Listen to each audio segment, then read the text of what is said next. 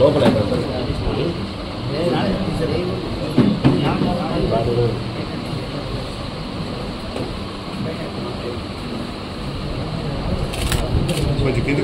మొదలు కనపడ్డాను ఇంగరా ఓకేనా.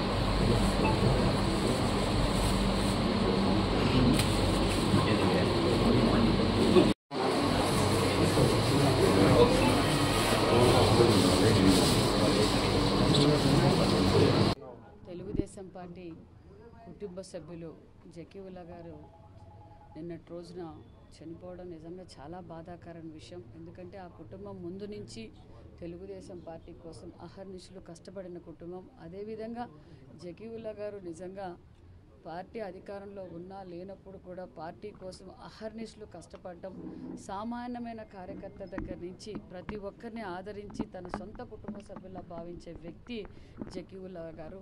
పార్టీ రావాలి, అధికారంలోకి రావాలని స్వయాన ఇక్కడి నుంచి అనంతపురం నుంచి పెనుగొండకు బాబాయ్ స్వామి దర్గాకు పాదయాత్ర చేస్తూ అక్కడ ఈ రాష్ట్రానికి మళ్ళీ చంద్రబాబు నాయుడు గారు అవుతానే ముఖ్యమంత్రి అవుతానే రాష్ట్రం బాగుపడుతుందని పాదయాత్ర చేస్తూ, అదేవిధంగా గత కొన్ని సంవత్సరాలుగా అంటే పార్టీ పుట్టినప్పటి నుంచి ఈ కుటుంబం తెలుగుదేశం పార్టీతోనే ఉంది. అదేవిధంగా నిన్నటి రోజున లోకేష్ బాబు గారు మరి చంద్రబాబు నాయుడు గారు కూడా నిజంగా చాలా బాధపడ్డారు. వారి కుటుంబానికి తెలుగుదేశం పార్టీ ఎప్పుడూ అండగా ఉంటుందన్న విషయాన్ని కూడా తెలియజేస్తూ మరి ఈరోజు వారి కుటుంబ సభ్యులతోనూ వారి తండ్రి గారితో కూడా మాట్లాడాం. నిజంగా చాలా బాధగా అనిపిస్తుంది. నిజంగా అందరూ చెప్పలేని బాధ.